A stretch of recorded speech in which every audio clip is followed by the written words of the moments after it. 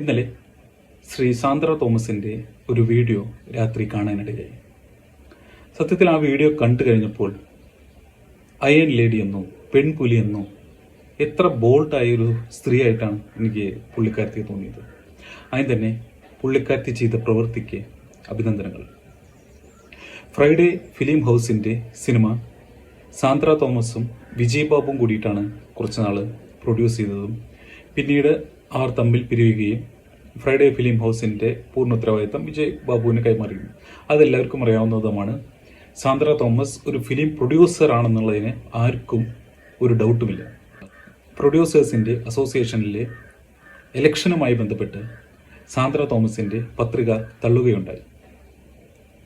തള്ളാനുള്ള കാരണം 3 cinema produce ചെയ്തിട്ടില്ല എന്ന ഒരു വാദം കൊണ്ടാണ്.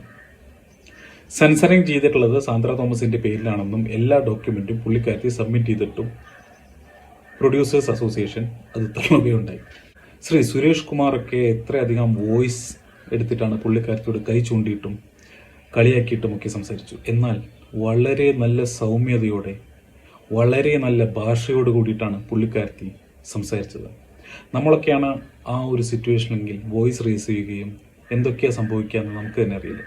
പക്ഷെ ആ ഒരു കാര്യത്തിൽ പറയേണ്ട കാര്യം കറക്റ്റായിട്ട് പറയുകയും കൊള്ളേണ്ടവർക്ക് കൊള്ളുകയും ചെയ്യുന്ന രീതിയിൽ സൗമ്യമായ രീതിയിലാണ് പുള്ളിക്കാരത്തി സംസാരിച്ചത്.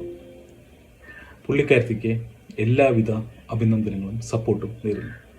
ഇങ്ങനെ വേണം ഒരു പെണ്ണായത്. ഇതാണ് പെൺ ശക്തി. അഭിനന്ദനങ്ങൾ ശ്രീ സാന്ദ്ര തോമസ്.